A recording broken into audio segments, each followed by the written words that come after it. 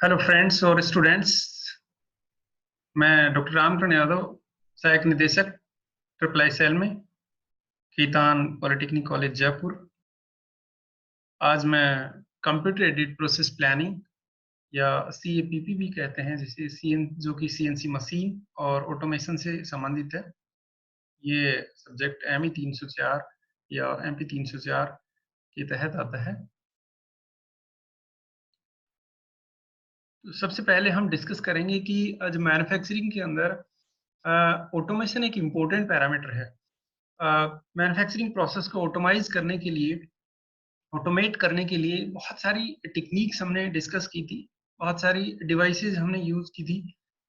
तो इनके अंदर सबसे पहले इससे पूर्व के जो ई लेक्चर हैं उसमें हमने मशीनिंग सेंटर, सिम, जिसे कंप्यूटर इंटीग्रेटेड मैन्युफैक्चरिंग भी कहते हैं, FMS flexible manufacturing system, group technology, और ये है CAPP, जिसे हम कंप्यूटर एडेड प्रोसेस प्लानिंग कहते हैं।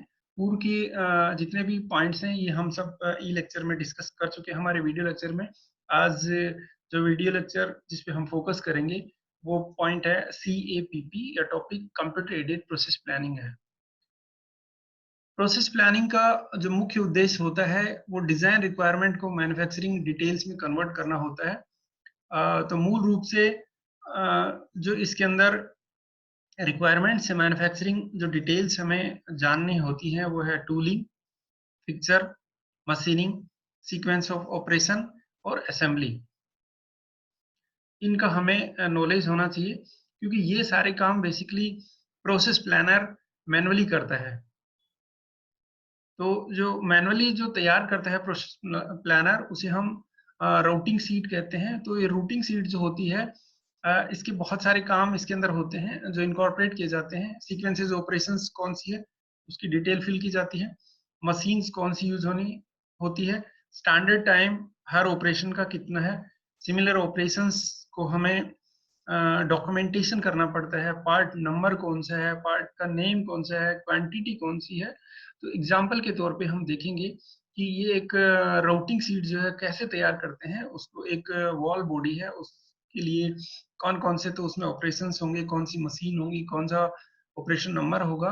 तो इनको हम डिफाइन करते हैं। जैसे पहला जो कॉलम है ये ऑपरेशन नंबर को डिफाइन कर रहा है, दूसरा कॉलम है डिस्क्रिप्शन ऑफ ऑपरेशन, जिसमें ऑपरेशन है। जैसे एग्जाम्पल के तौर पे हम ये जो वॉल बॉडी है जो कि फोर्स कंपोनेंट है, तो इसके लिए जो हार्डनेस है वो हम चेक करते हैं। तो रोकवेल टेस्टिंग मशीन है, रफ मशीनिंग करनी है उसके फ्लैंज के ऊपर, तो लेथ नंबर 2 असाइन कर दिया। फिनिशिंग करनी है तो उसके लिए लेथ नंबर 2 अगेन यूज करेंगे। बोर और काउंटर बोर होल, तो बोरिंग मिल नंबर 3, ऐसे नंबरिंग कर देते हैं। टर्न इंटरवल ग्रूव्स करना है तो बोरिंग मिल नंबर 3 ही वापस यूज करेंगे। Drill and tap hole, drill press number 1, grind flange of end face, ये ग्राइंड नंबर। तो इस तरह से बहुत सारी जैसे ऑपरेशंस करने होते हैं। ग्राइंड बोर है, क्लीन है, इंस्पेक्ट, तो ये रेस्पेक्टिवली जो ऑपरेशंस होते हैं उन मशीनों का नाम हम वहां पे देख लेते हैं कि कौन सी ऑपरेशन होगा और कौन सी मशीन। तो इस तरह से ये प्रिलिमिनरी लेवल पे राउटिंग सीट मैनुअली बना ली जाती है। तो इसमें देखने को ये आता है कि जो मैनुअल प्रोसेस प्लानिंग के अपने ड्रॉबैक हैं। एक तो टास्क जो है लेबर इंटेंसिव होता है, टाइम कंज्यूमिंग होता है, और मेनली पूरा का पूरा एक्सपीरियंस ऑफ प्रोसेस प्लानर है उस पर डिपेंड करता है। तो अब ये है कि इस सारे ड्रॉबैक को देखते हुए कि कोई ऐसी एक विधा, एक ऐसी टेक्निक या ऐसी जो मेथड हम उसको अडॉप्ट करें, और ये मेथड जैसे कंप्यूटर एडेड प्रोसेस प्लानिंग है। तो सबसे पहले ये जाना जाएगा कि कंप्यूटर एडेड प्रोसेस प्लानिंग को CAPP भी कहते हैं। तो होता क्या है, तो इसको समझने के लिए इसको डिफाइन करेंगे हम। The use of computers for process planning is called as computer aided process planning or simply CAPP। तो ये CAPP बेसिकली एक ऐसा पावरफुल टूल है जो कि एफिशिएंट प्लानिंग में और शेड्यूलिंग के अंदर मैन्युफैक्चरिंग ऑपरेशन को परफॉर्म करने के लिए उपयोगी होता है। इसके द्वारा इस प्रोसेस प्लानिंग के द्वारा कॉम्प्लेक्स टास्क को एज ए जो टोटल ऑपरेशन है उसको इंटीग्रेटेड सिस्टम के रूप में हम देखते हैं।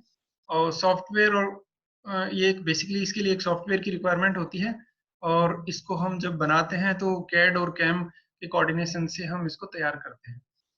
अब प्रश्न ये उठता है कि CAPP को हम लगाए कहाँ।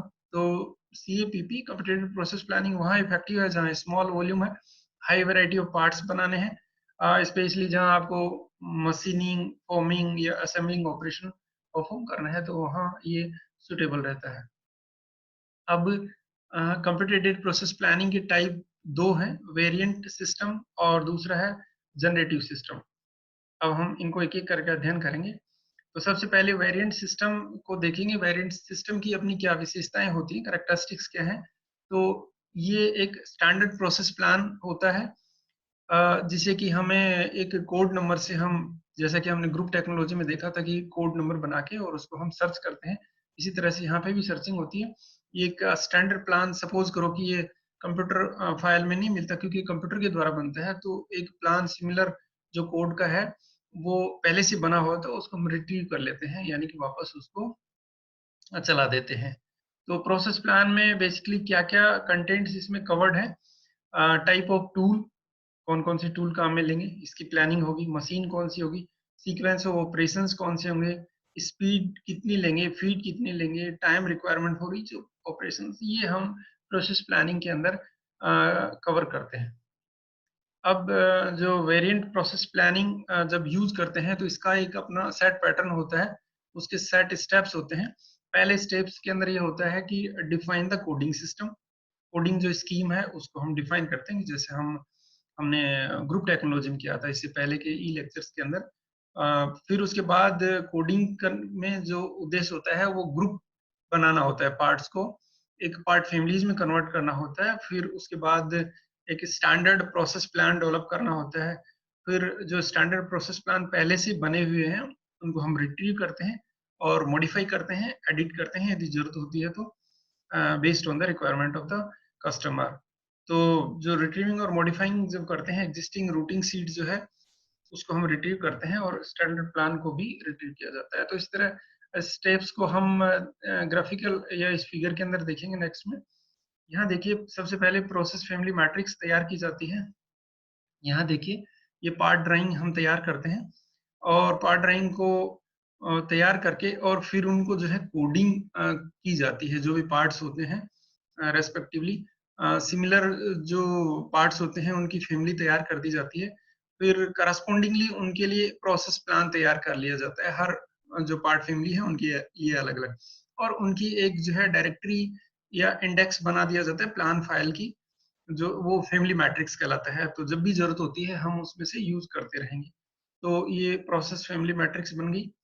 अब इसके बाद सपोज़ करो कि हमें यूज़ करना है उसको, जो हमने प्रोसेस प्लान बनाया था, तो ये जैसे पार्ट थे, फिर उसके बाद हमने कोडिंग कर दी, फिर उसके बाद जैसे हमने फैमिली बना दी, और फिर इसके बाद स्टैंडर्ड जो है प्रोसेस प्लान तैयार कर लिया था।